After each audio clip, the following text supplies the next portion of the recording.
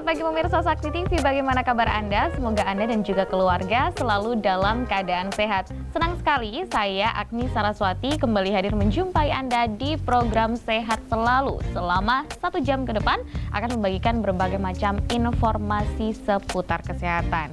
Dan pada kesempatan kali ini tema kita yaitu mengenal Pekan Kepedulian Antimikroba Sedunia. Nah, pemirsa, dalam dunia kesehatan, penggunaan antimikroba dapat membantu proses penyembuhan suatu penyakit. Namun jika penggunaan antimikroba tidak tepat bisa memicu masalah lainnya muncul. Untuk itu Organisasi Kesehatan Dunia atau WHO mencanangkan World Antimicrobial Awareness Week atau Pekan Kepedulian Antimikroba Sedunia. Nah, untuk itu hari ini kita akan membahas tema mengenai Pekan Kepedulian Antimikroba Sedunia bersama narasumber kita yaitu Dr. Anti Primardianti selaku dokter spesialis patologi klinis, subspesialis penyakit infeksi dan mikrobiologi dari Rumah Sakit Paru Manguharjo, Provinsi Jawa Timur. Tetapi sebelum kita menyapa narasumber kita pada kesempatan pagi hari ini, saya ingin menginformasikan terlebih dahulu kepada Anda pemirsa yang ada di rumah bahwa Rumah Sakit Paru Manguharjo, Provinsi Jawa Timur memiliki pelayanan terbaik, di antaranya klinik paru, klinik asma atau PPOK, klinik TB, klinik penyakit dalam, dan klinik jantung. Tetapi selain klinik yang berfokus pada kesehatan pernafasan tersebut, Rumah Sakit Paru Manguharjo juga memiliki klinik rehabilitasi medik, klinik gigi, klinik psikologi, klinik syaraf, klinik bedah, serta klinik pernafasan dan tumbuh kembang anak. Pelayanan di Rumah Sakit Paru Manguharjo buka dari hari Senin sampai Sabtu mulai jam 8 pagi. Rumah Sakit Paru Manguharjo juga melayani pasien BPJS dan umum. Oke, langsung saja kita sapa terlebih dahulu. Narasumber kita pada pagi hari ini ada Dokter Anti. Ini kalau dipanjangin tadi profesinya panjang sekali. Selamat pagi Dokter Anti. Selamat pagi Mbak Agni. Gimana kabarnya dokter? Alhamdulillah. Pagi ini sehat. Alhamdulillah sehat selalu. Senang sekali bisa menyapa dokter di studio Sakti TV pada kesempatan kali ini ya dokter ya. Ini temanya agak berat nih kayaknya dokter ya. Yaitu mengenal Pekan Kepedulian Antimikroba Sedunia. Tapi saya yakin nih pemirsa ini di rumah pasti belum tahu apa itu antimikroba. Mungkin boleh dijelaskan dulu sebagai pembuka dokter, antimikroba itu apa sih sebenarnya? Selamat pagi pemirsa. Saya Dr. Anti Primardianti, spesialis patologi klinik dengan subnya adalah penyakit infeksi dan mikrobiologi. Terkait dengan WAAW ya Mbak Agni ya. WAAW itu World Antimicrobial Awareness Week atau kalau di bahasa Indonesia kan adalah Pekan Kepedulian Antimikroba Sedunia. Nah, mungkin pemirsa ya di luar sana belum begitu paham apa itu antimikroba ya. Betul. Antimikroba itu terdiri dari 2 kata ya Mbak Agni, anti dan mikroba ya. Baik. Mikroba sendiri adalah jasad ternik sebenarnya, jasad ternik yang tidak kasat mata, kuman ya, kalau orang awam menyebutnya kuman ya. Kuman. Di sana ada bakteri, ada virus, ada jamur, dan ada parasit. Demikian juga antimikroba sesuai dengan fungsinya, dia akan kalau dia memiliki kemampuan untuk membunuh bakteri maka namanya antibakterial, atau kalau kita menyebutnya antibiotik ya. Kalau atau ya di masyarakat namanya menyebutnya antibiotik gitu ya. Kemudian ada antivirus, ada anti jamur dan anti parasit. Itu Mbak. Antimikroba itu. Antimikroba itu pokoknya itu lah. Ya. Jadi bukan hanya antibiotik ya. Saya tekankan di sini bahwa di sana ada anti jamur juga termasuk antimikroba, antivirus juga termasuk antimikroba dan anti parasit. Gitu. Jadi golongan obat-obatan kimia yang memiliki kemampuan untuk membunuh tadi itu untuk bakteri antibakteri, untuk jamur anti jamur yang pembuatannya memerlukan proses yang panjang dan lama sampai bisa dipakai secara aman kepada manusia. Itu penekanannya di situ. Penekanannya di situ. Nah, ini maaf dokter, tadi sempat disinggung seputar antibakteri. Iya. Itu apakah antimikroba dan juga antibakteri ini sama atau beda tadi? Maaf. Jadi sebenarnya antibakterial ya. Iya. Itu istilah nama antibiotik ya. Tapi sebenarnya antimikroba sendiri itu spektrumnya luas. Ada antivirus ya, ada pada saat pandemi kemarin ada anti coronavirus itu ada. Kemudian anti parasit, anti cacing juga ada. Itu termasuk ke dalam golongan besar antimikroba tadi. Kalau untuk bakteri antibiotik. Jadi kita kalau menyebutkan antibiotik itu konotasinya ke antibakterial. Antibakterial itu berbeda dengan antimikroba berarti dokter? Bukan Atau berbeda, masuk ke dalam, masuk ke dalam situ. Masuk ke dalam Oke, paham. Jadi rumahnya tuh antimikroba Ya, lah, betul. tetangga-tetangganya ini ada Iya. antibakterial dan lain sebagainya itu Iya. tadi yang sudah dokter sampaikan. Nah, tapi kenapa sih dokter kok kita itu harus memberikan perhatian khusus begitu di antimikroba ini sampai ada pekan pekan kepedulian antimikroba. Itu kenapa, Dok? Sampai WHO mencanangkan ya. Iya, kenapa itu? Kalau sudah WHO mencanangkan itu artinya ini menjadi suatu masalah global yang sifatnya harus segera ditangani ya, mencakup seluruh dunia ya. Jadi pada perjalanannya ya dan perkembangannya penggunaan antibiotik ini makin ke sini timbul yang namanya resistensi ya. Resistensi itu ketidakpekaan suatu kuman terhadap antimikroba yang biasa digunakan. Itu. Jadi kumannya sudah tidak peka lagi. Kebal berarti. Kebal, betul. Sudah kebal.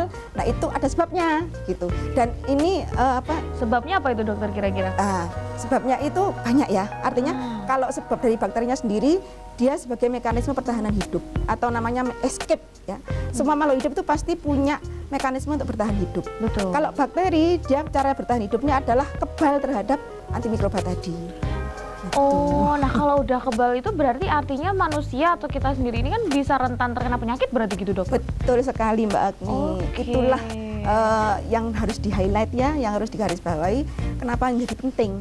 Nah, tapi sebenarnya kembali lagi ke jawaban dokter tadi ya, bahwa ternyata si kuman dan lain sebagainya ini yang bisa membawa penyakit kepada kita ini itu bisa kebal dikarenakan kita mengkonsumsi antimikroba yang terlalu over atau bagaimana itu, dokter? Jadi begini, penggunaan antimikroba di masyarakat ya, di masyarakat itu cenderung dalam dekade belakangan ini ya, kenapa sampai WHO akhirnya mencanangkan itu, ada kejadian overuse. Overuse itu penggunaan berlebihan. Iya.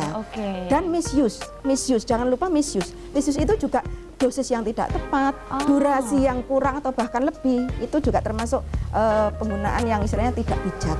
Nah, itulah yang memicu bakteri menjadi kebal terhadap antimikroba.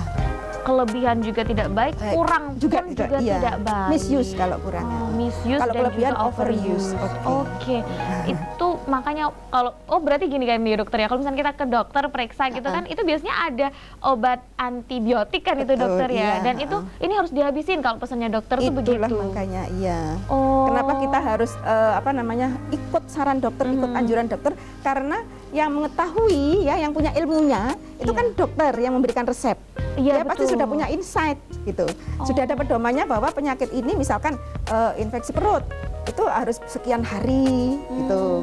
Dan kalau kurang maka akibatnya itu tadi. Bakteri akan kebal itu kebal, tadi. Ya. Karena belajar ya, bakteri itu juga belajar sebenarnya. Belajar bagaimana cara melarikan diri dari ya, karena dia punya pertahanan tubuh itu tadi ya, mungkin kalau istilahnya kita sebagai manusia begitu ya, dokter. Dengan ya, merubah strukturnya. Cukup menarik ternyata. Saya pikir akan sulit, ternyata menarik pemirsa ya. Nanti mungkin akan kita lanjutkan di segmen berikutnya, dokter ya. Jadi disimpan dulu jawabannya, dan saya akan menyimpan pertanyaannya untuk pemirsa yang di rumah. Jadi jangan kemana-mana, tetaplah bersama kami di Sehat Selalu.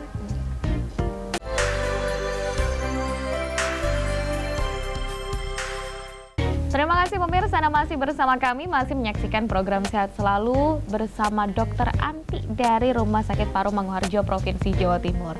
Temanya seperti tadi yang sudah saya jelaskan di awal ya, yaitu mengenal Pekan Kepedulian Antimikroba Sedunia.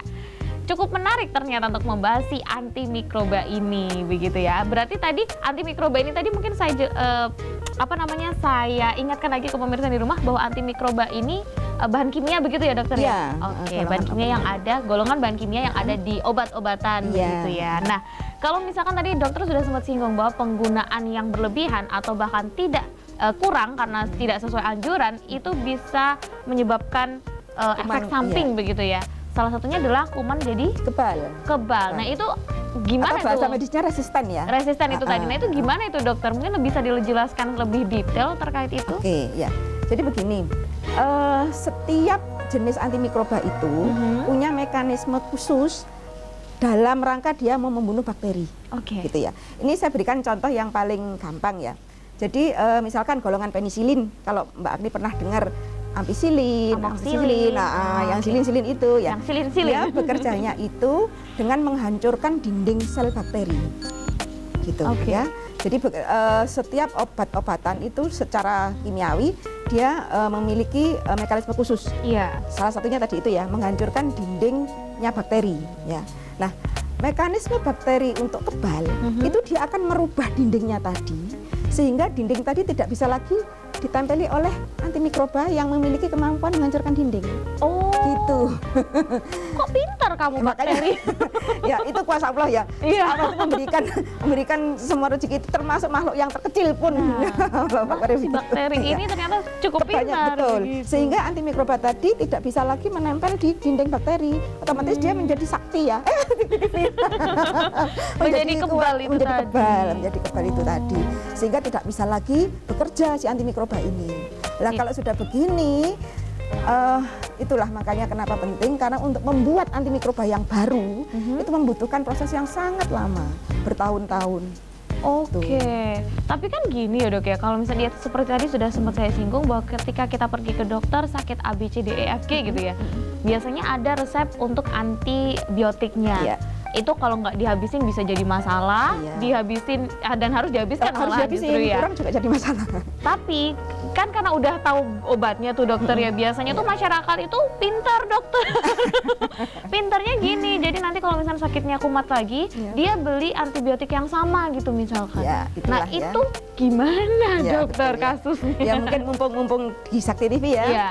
Jadi mungkin akan saya berikan sedikit pencerahan ya. Nah, pencerahan tentang, pemirsa. ya, tentang pembelian yang tidak terkendali ya dari masyarakat ya. Artinya tidak terkendali itu tanpa pengawasan, tanpa resep dari dokter, Betul. tanpa pengawasan dari dokter, beli bebas lah istilahnya ya.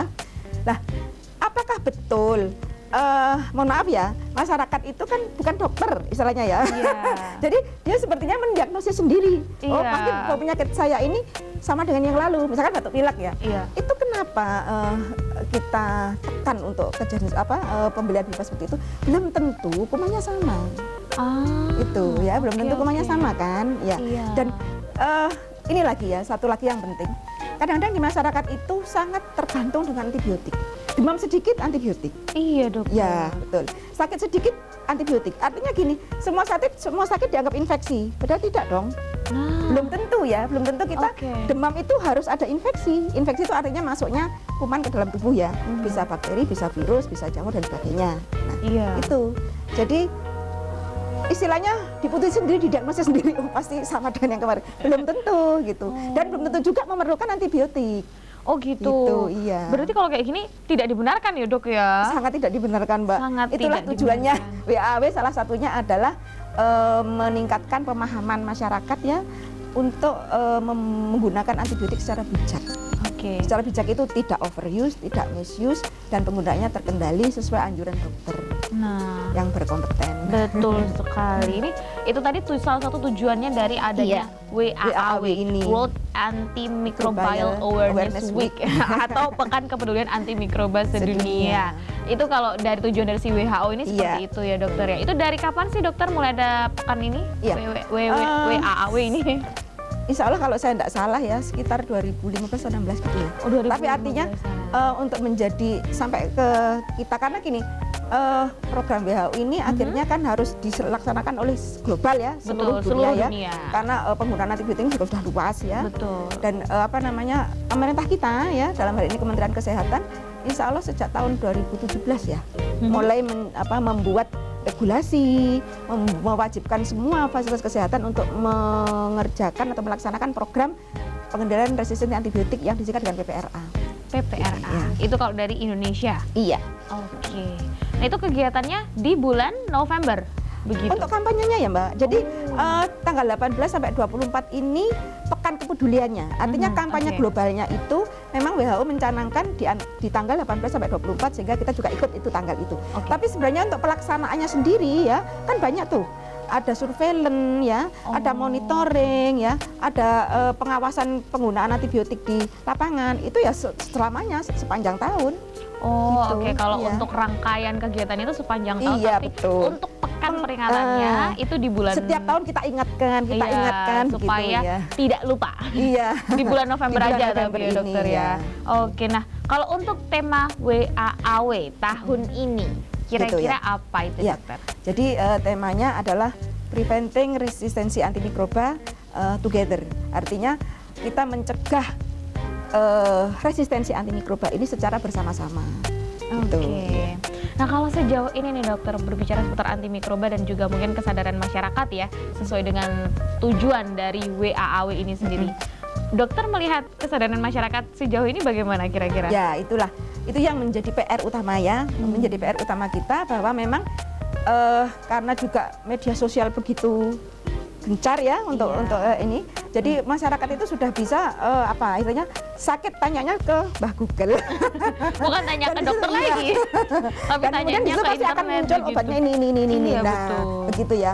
Nah, itu yang akan kita tekan bahwa penggunaan antimikroba yang tidak terkendali ya secara luas itu akan memicu terjadinya resistensi antimikroba, resistensi bakteri terhadap Ya, itu antimikroba. tadi. Iya. Dan ini bukan hanya misalkan ya di Madiun ini sudah kejadian gitu ya. Dia tidak berhenti di Madiun, dia akan bisa meluas. Karena yang saya sebutkan tadi, kemampuan bakteri untuk bertahan tadi itu akan bisa menularkan ke bakteri yang sebelumnya peka. Itu bahayanya juga di situ. Dia ngajak temennya. Oh gitu ya dokter ya? Iya.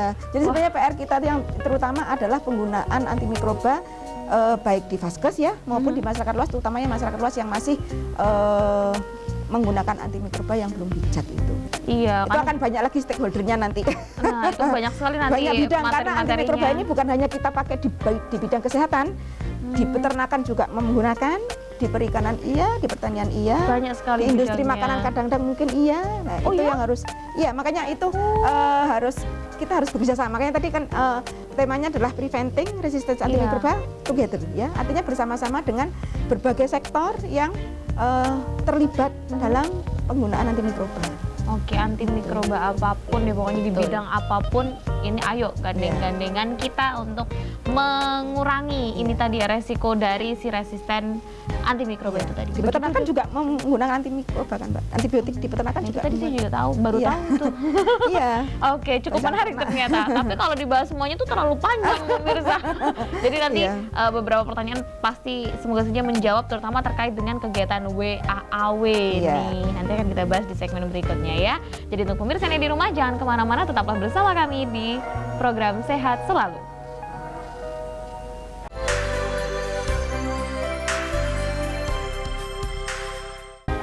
Terima kasih pemirsa Sakti TV yang masih bersama kami, masih menyaksikan Sehat Selalu membahas tema seputar mengenal Pekan Kepedulian Antimikroba Sedunia bersama Rumah Sakit Paru Manguharjo Provinsi Jawa Timur.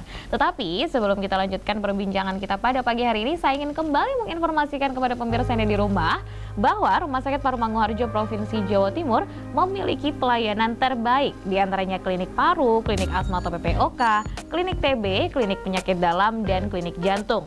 Tetapi selain klinik yang berfokus pada kesehatan pernafasan tersebut, Rumah Sakit Paru Manguharjo juga memiliki klinik rehabilitasi medik, klinik gigi, klinik psikologi, klinik syaraf, klinik bedah, serta klinik pernafasan dan tumbuh kembang anak.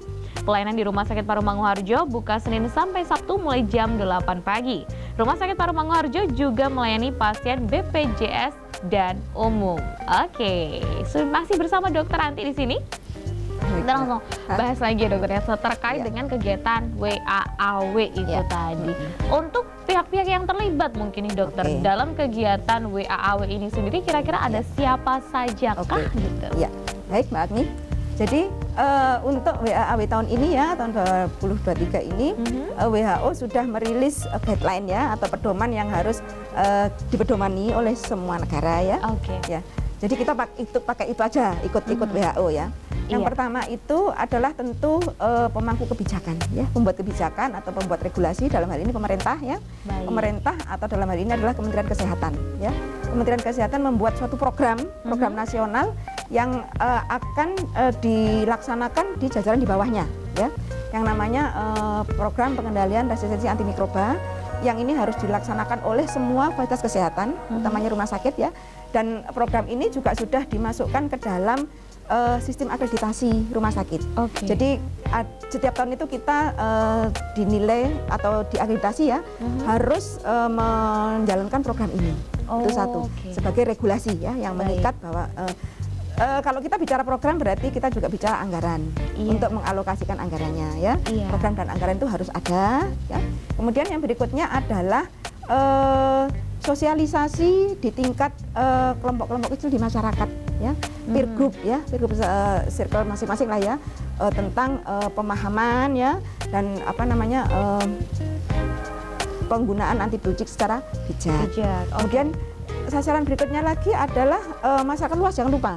Karena masyarakat luas ini juga misalkan di kelompok PKK ya, di masyarakat lah pokoknya ya. Kelompok masyarakat ya, itu. Kemudian yang tidak kalah pentingnya adalah stakeholdernya. Jadi stakeholder di sini adalah yang menyediakan antibiotik itu sendiri. Dalam hal ini farmasi ya, Mbak. Farmasi itu juga mestinya ada pengendalian untuk tidak mudah memberikan istilahnya masyarakat yang membeli secara bebas itu ya. Agar tidak diperjualbelikan terlalu berlebihan lah istilahnya. Betul itu. Dan kemudian pelaku-pelaku usaha peternakan, perikanan, dan industri makanan mungkin yang terlibat. Kadang-kadang kan industri makanan itu dari sumber protein hewani ya, itu yang yang menggunakan antibiotik sehingga diharapkan membantu mengurangi penggunaan antibiotik di produksi peternakannya dan perikanannya. Nah itu kan untuk di bidang makanan begitu ya dokter. Apakah antimikroba yang ada di makanan itu, antibiotik yang ada di makanan itu juga akan berpengaruh terhadap daya tahan tubuh kita sendiri? Kalau terakumulasi iya pasti ada pengaruhnya. Jadi makanya itu yang akan kita kendalikan ya, sehingga tidak terlalu banyak menggunakan itu. Tapi kalau mungkin ada contoh nggak sih dokter, makanan-makanan jenis apa begitu yang biasanya menggunakan antimikroba? Bukan makanannya saya kira ya, tapi bahan bakunya. Iya. Jadi misalkan daging ayam gitu ya, lah seperti makanan yang sekarang itu makan kekinian itu pakai nugget itu, lah mungkin ayam bahannya banyak mengandung dagingnya, banyak mengandung antibiotik, siapa tahu ya, kita nggak tahu. Itu makanya kita harus bekerja sama itu tadi para stakeholder ini untuk mengendalikan penggunaan antibiotik secara berlebihan. Iya, karena ternyata antibiotik ini tidak digunakan hanya di kesehatan saja, tetapi di berbagai industri begitu ya, baik itu peternakan, perkebunan, perikanan tadi, dan juga bidang makanan-makanan ini dari Jadi kalau misalnya diakumulasi di dalam tubuh itu bisa menyebabkan bahaya pasti. Salah satunya membuat si kuman bakteri ini menjadi kebal. Seperti itu ya dokter ya. Tapi apakah bisa resistensi antimikroba ini apakah bisa sampai menyebabkan kematian begitu dokter? Atau mungkin bisa menyebabkan munculnya penyakit baru begitu? Betul, iya. Jadi begini ya Mbak. Penyakit infeksi ya, jadi penyakit yang ditimbulkan oleh kuman ya, baik bakteri, virus, jamur maupun parasit, itu namanya penyakit infeksi ya.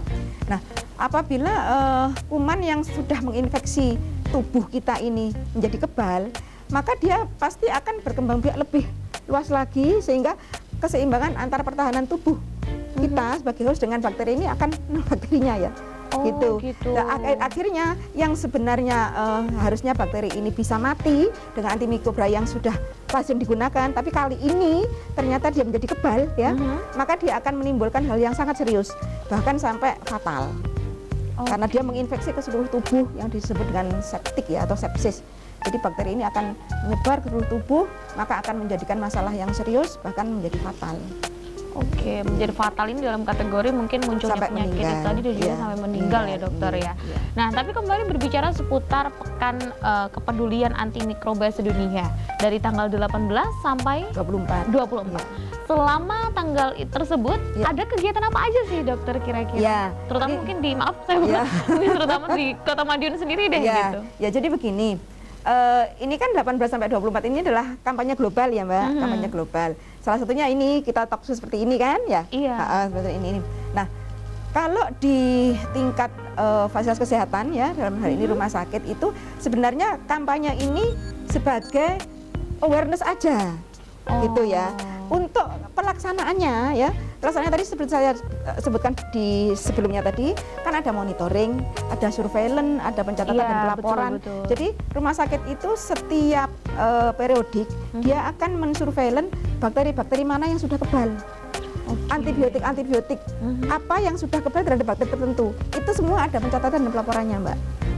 Itu yang akan kita laporkan tiap dulu per 3 bulan, 6 bulan, setahun ke Kementerian Kesehatan, sehingga Kementerian Kesehatan memiliki data bakteri mana yang sudah kebal dan sudah tidak bisa lagi menggunakan antimikroba yang biasa.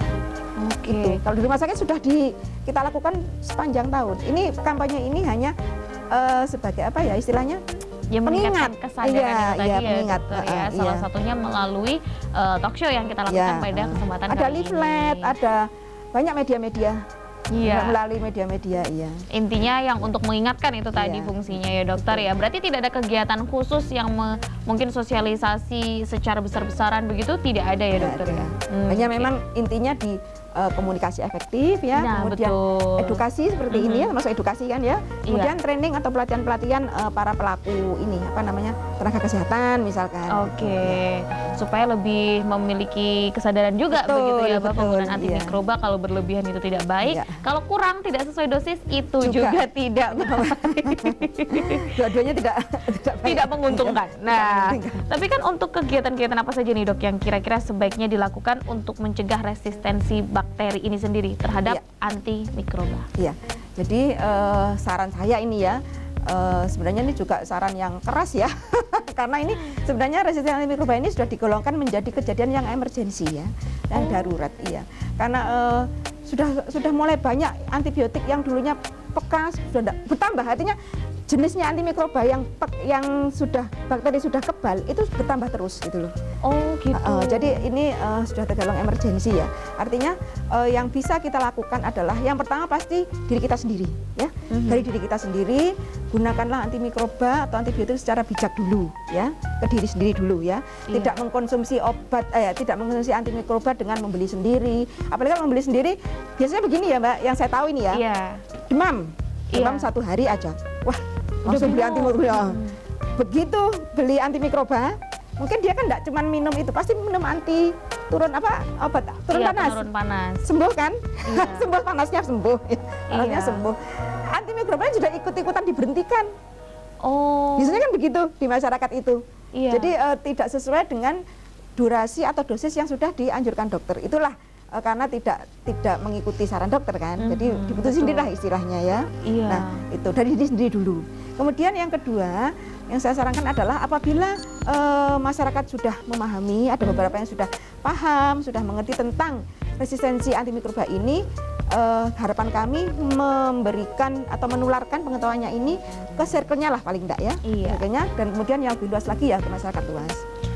Betul. Paling tidak ke keluarga dulu. Betul, iya. Ke lingkungan yang paling kecil dulu ya. Yang paling kecil dulu. Sendiri dan keluarga, baru kemudian baru kepada lingkungan keluar, Nah, ya artinya betul tadi seperti yang dokter sampaikan bahwa tema WAAW tahun ini tuh adalah bersama-sama. Sama-sama, betul. Semuanya bersama-sama, nggak cuma beberapa bidang itu tadi, tapi juga masyarakatnya untuk bersama-sama mengurangi ya dokter ya. Iya betul. Resistensi antimikroba ini. Oke, nanti kembali lagi di segmen berikutnya ya dokter ya. Jadi untuk pemirsa yang di rumah jangan kemana-mana, tetaplah bersama kami di Sehat Selalu.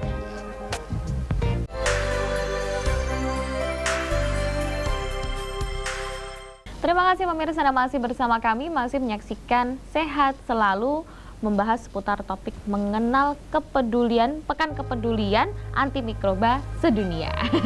Kalau dibahas secara mendetail tuh kayaknya harus ke RSPM aja deh untuk ketemu sama dokter Anti ya.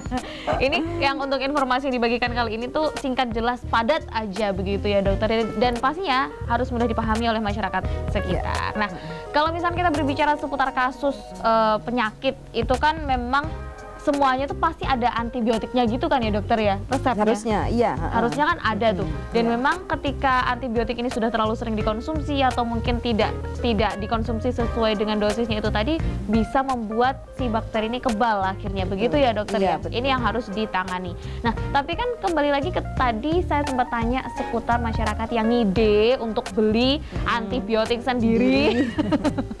Itu kira-kira gimana nih dokter ya? Apakah maksudnya gini, apakah antibiotik yang sudah diresepkan dokter itu memang harus dihabiskan meskipun kondisi badan sudah merasa enak begitu ya, atau gimana ini? Karena biasanya masyarakat gitu, dokter. Betul Mbak Agni, itulah yang terjadi ya, itulah faktual yang terjadi di masyarakat kita seperti itu. Jadi sebenarnya saya begini juga. Dia mendatangi dokter ya, tentunya untuk mendapatkan advis kan. Betul, mendapatkan saran kesembuhan. Nah, tapi ternyata advis itu tidak dilaksanakan dengan baik, hanya gara-gara sudah merasa enak. Nah, itulah sebenarnya tujuan penting kita, salah satunya adalah itu ya, untuk meningkatkan kesadaran masyarakat bahwa antibiotik yang sudah diresepkan oleh dokter itu pasti dia sudah, si dokter ini pasti sudah mempunyai insight atau ilmu yang ada pedomannya gitu loh. Jadi dokter ini tidak sembarangan kan mau nulis resep untuk 3 hari, untuk 5 hari, untuk 7 hari. Apakah itu minum ataukah itu injeksi? Kan pasti dia sudah punya ilmunya dan sudah ada pedomannya. Nah itu kalau kita langgar maka akan sangat merugikan. Itu akan sangat merugikan si pasien sendiri gitu. Oke. Karena pasti saya yakin kok masyarakat di luar sana juga begitu. Kan itu tadi sudah merasa enak, ya kan? Dokter. Sudah merasa enak, padahal mungkin loh ya, mungkin karena gini, bakteri itu untuk mati itu nggak bisa langsung. Dia memerlukan waktu, ya, memerlukan waktu. Mungkin waktu itu masih pingsan. Iya.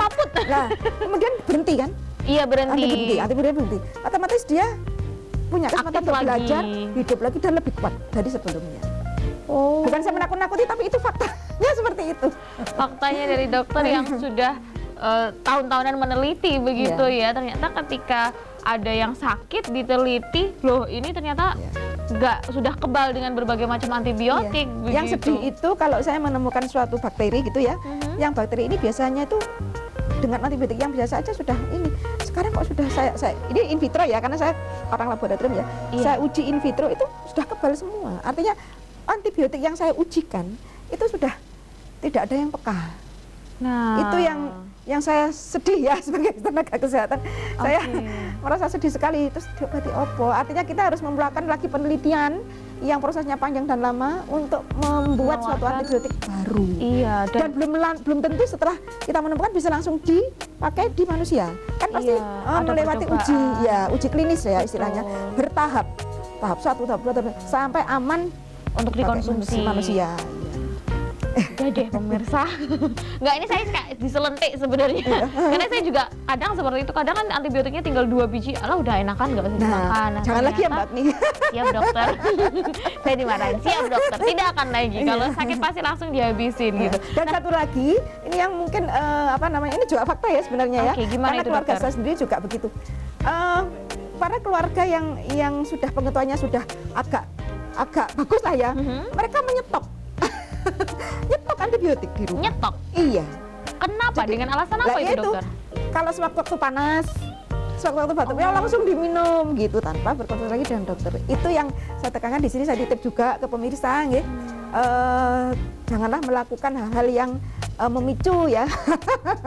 memicu itu tadi si bakteri menjadi kebal. Jadi lebih baik datangilah dokter ya yang ahlinya dalam hal penyakit infeksi gitu ya. Oke, karena juga ibarat kata mungkin kita beli obat di drugstore begitu ya dokter ya, belum tentu itu juga akan membawa kebaikan untuk tubuh kita gitu. Langkah lebih baiknya langsung dibawa ke dokter, diperiksakan, jadi bisa tahu nih, oh ini sakitnya apa, obatnya apa. Terutama penyakit infeksi ya. Nah, terutama penyakit infeksi itu salah satu gejalanya adalah demam. Tapi demam belum tentu disebabkan oleh bakteri. Ada banyak, ada virus, ada parasit, ada jamur dan lain-lain ya. Nah, kita tidak tahu, terus kita putusin sendiri, langsung minum antibiotik. Nah tuh dokter aja jelasinnya banyak ya kan, jadi jangan keminter. Tapi kalau dari antimikroba ini sendiri dokter, apakah dia itu ada berbagai macam golongannya begitu atau? Oh iya. Kalau jenis-jenisnya kan tadi kayak antivirus, antibakteri itu tadi kan jenisnya begitu. Iya. Kalau golongan ini apakah sama atau enggak ya? Jadi begini, kita kalau kita mau bicara semua nanti enggak cukup waktunya ya Mbak. Kita bicara yang lazim, yang banyak digunakan masyarakat itu adalah antibiotik ya. Iya. Antibiotik itu banyak golongannya, ada banyak generasi juga.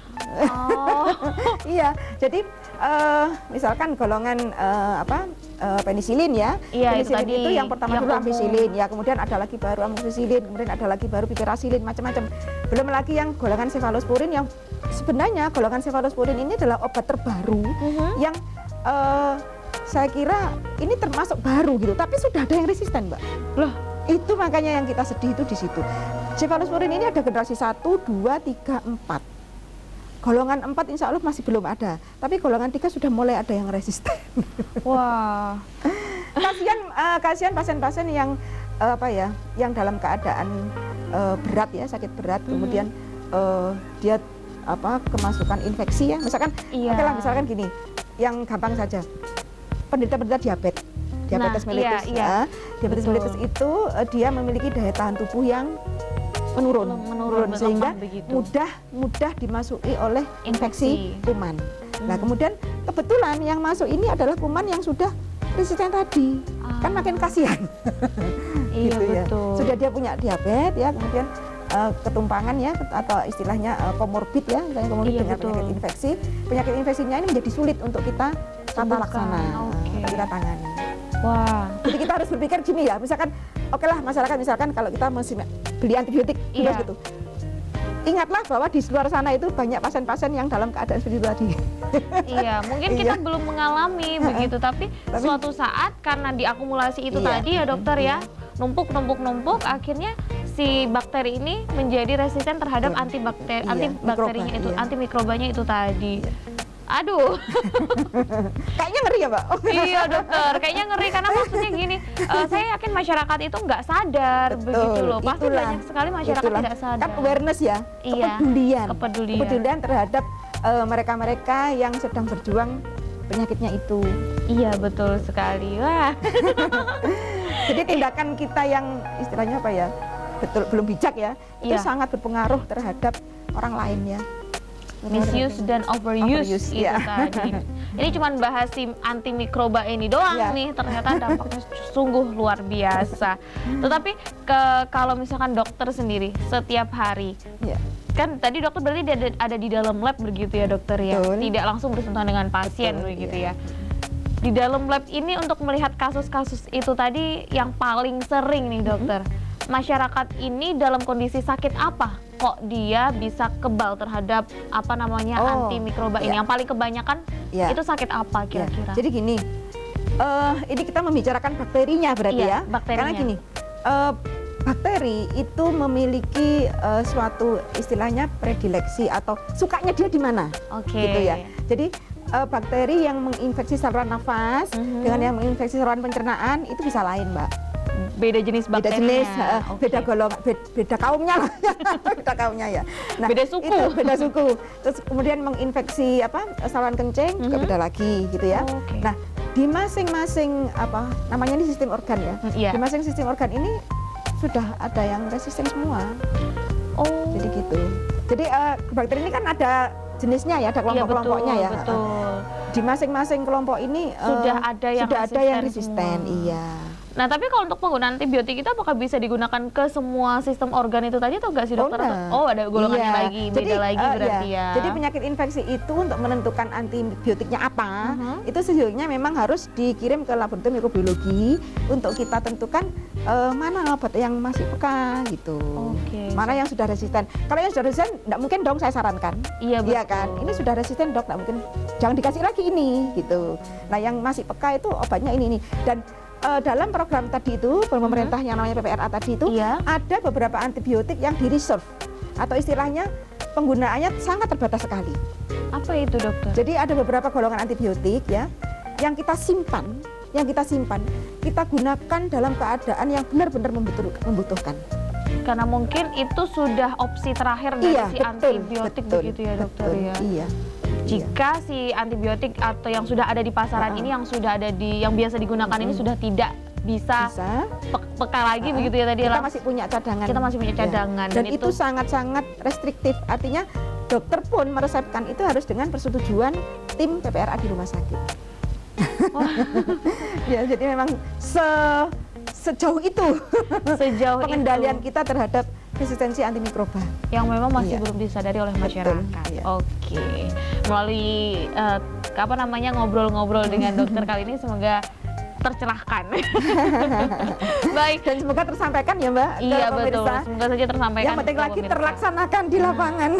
Tersampaikan dan terlaksana di lapangan supaya lebih bijak menggunakan Menggunakan antibiotik iya. atau antimikroba dan sejenisnya. Iya. Baik, nanti akan kita lanjutkan lagi di segmen terakhir nanti dokter ya. Jadi untuk Baik. pemirsa yang ada di rumah jangan kemana-mana, tetaplah bersama kami di Sehat Selalu.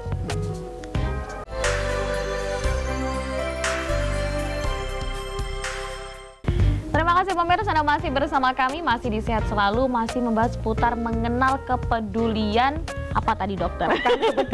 Pekan kepedulian antimikroba sedunia. Saya diingetin sama dokter ya. Tapi masih bersama Dokter Anti dari Rumah Sakit Paru Manguharjo Provinsi Jawa Timur. Namun untuk menutup segmen kita kali ini di segmen terakhir ya, saya mau informasikan lagi kepada pemirsa yang ada di rumah ya, bahwa Rumah Sakit Paru Manguharjo Provinsi Jawa Timur memiliki pelayanan terbaik.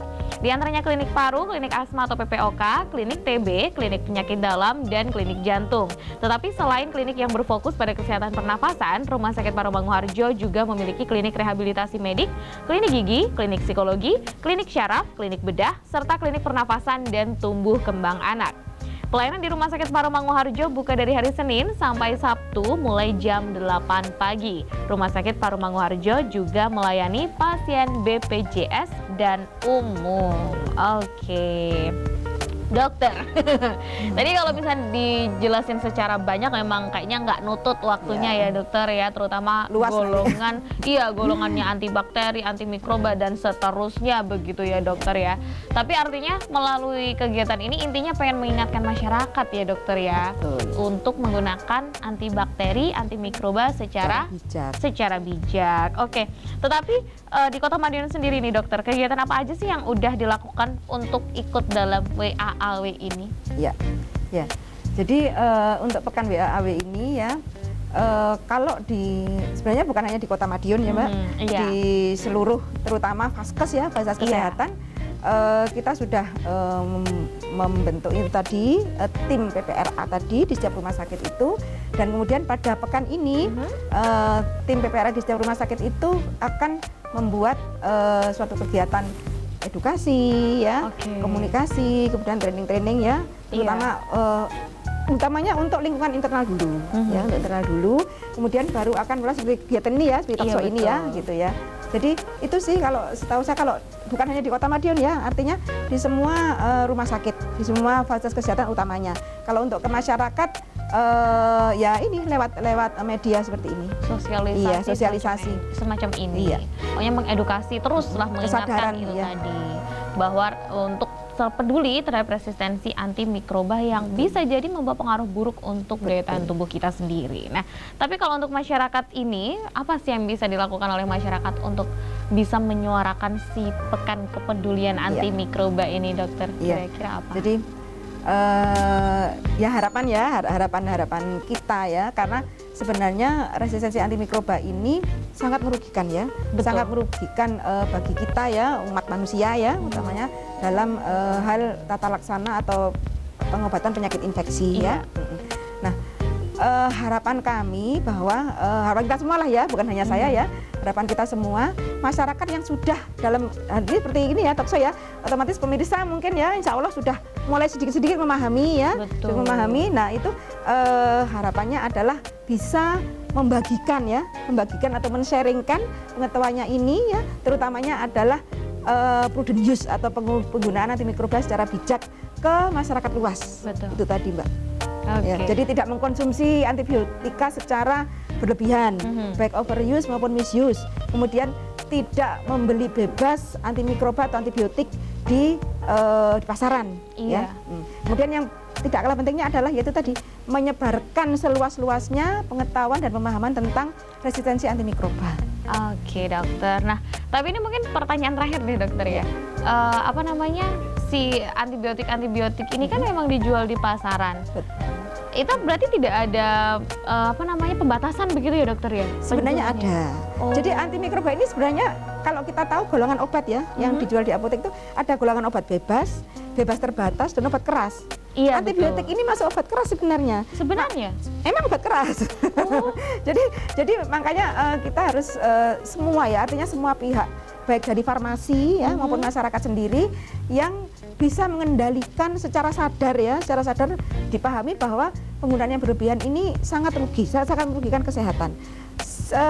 Dari pihak apotek maupun farmasi juga harusnya mengendalikan gitu. Ikut mengendalikan. Ikut mengendalikan, jadi tidak melayani ya, tidak melayani pembelian tanpa resep. Oke, Gitu, tanpa gitu. si pembeli ini datang, Mbak mau beli resepnya ini. Seperti beli begitu. kacang ya. Iya. Kok gampang banget Iya, gitu ya. makanya itu. Tapi Itu yang harus kita tumbuhkan ya kesadaran iya seperti betul. Mungkin boleh dikasih beberapa nama obat mungkin dokter atau jenis obat yang biasanya umum di pasaran tapi tidak boleh terlalu sering dikonsumsi itu tadi apa kira-kira selain amoxicillin begitu itu. dokter? Ya. Maksudnya untuk jenis-jenis antibiotik Iya, ya. jenis-jenis ya. antibiotiknya. Ya, sebenarnya semua antibiotik ini adalah obat keras ya. Iya. Harus dengan resep dokter, itu namanya obat keras. Pertama golongan ampicillin. Golongan penisilin sebenarnya ya. Penicillin. Ada ampicillin, ada amoxicillin ya, ada piperacillin, macam-macam nanti banyak. Pokoknya ada Kemudian- silin-silinnya Iya. begitu. Oke. Kemudian golongan erythromycin ya, aminoglycoside itu ada erythromycin, ada apa namanya? Saya lupa azitromycin. Waktu COVID kemarin itu Iya. kita mungkin ada beberapa masyarakat yang familiar dengan azitromycin. Azitromycin itu obat antibiotik yang digunakan pada saat pandemi kemarin. Oh. Iya, itu satu golongan dengan erythromycin yang namanya aminoglycoside. Kemudian ada lagi golongan chloramphenicol. Biasanya masyarakat ini yang saya lihat itu keluarga saya. Oh, Jadi iya. ya, jadi diare gitu ya. Iya. Diare itu dia menganggapnya ini sudah infeksi, padahal belum tentu, mungkin belum salah tentu. makan, ya kan? Iya. Tapi sudah minum chloramphenicol, sudah minum trimethoprim, sulfamethoxazole begitu. Banyak sebenarnya Mbak kalau kita mau bicara antibiotik segini. Nanti di list di layar TV Iya. Anda pemirsa. Ini Golongan-golongan nama-nama antibiotik, golongan-golongan iya. antibiotik yang Iya. tidak boleh sembarangan. Iya, golongan kinolon juga sekarang sudah mulai ada yang resisten. Padahal golongan kinolon Wah. ini dulu bagus obat ini, masih sensitif gitu. Tapi Kebalikannya sekarang sudah resisten sensitif. malahan. Iya, iya. Oke, baik dokter. Ini sudah di segmen terakhir. Apa mungkin ada yang disampaikan selain tadi yang sudah disampaikan oleh dokter terkait dengan WAAW ini sendiri? Silahkan ke Iya. pemirsa yang ada di rumah. Iya. Baik pemirsa. Ya. Baik pemirsa, harapan saya ya dengan adanya talkshow ini, pemirsa sudah mulai memahami ya sedikit-sedikit bahwa pentingnya pencegahan terhadap resistensi antimikroba ini sehingga bisa secara tidak langsung ya mencegah terjadinya kejadian resistensi antimikroba yang lebih luas lagi dan yang lebih parah lagi istilahnya ya. Dengan pertama yaitu tadi dari diri sendiri dulu dan keluarga, kemudian mengajak lingkungan sekitarnya untuk sama-sama kita peduli secara bersama-sama ya untuk mencegah meluasnya lagi kejadian resistensi antimikroba. Itu aja sih Mbak. Terima kasih. Ayo bersama-sama Iya, kita betul. sadar diri. Sadar. Iya. Tujuannya seperti itu ya. Baik, terima Awareness kasih. ya, peduli. Iya, awareness, kepedulian. Kepedulian, ya. Terima kasih banyak dokter sudah ada di Sama-sama, studio Saksi Mbak TV, Agni, ya. sudah sharing ke pemirsa. Semoga benar tadi yang sudah dokter sampaikan, informasi yang diberikan semoga bisa tertanam, terlaksana begitu ya, Iya. dan bermanfaat untuk semuanya ya. Dan Terima semoga kasih. kejadian resistensinya turun Nah, gitu. kejadian resistensinya turun dengan adanya WAAW ini Betul, sendiri. Terima iya. kasih sekali lagi dokter, selamat Sama-sama. bertugas kembali. Sama-sama. Kalau Terima begitu kasih, saya Mbak Agni Saraswati pemirsa pamit undur diri dan juga seluruh kru yang bertugas pamit undur diri. Terima kasih atas kebersamaan Anda. Selamat pagi, selamat beraktivitas dan sampai jumpa.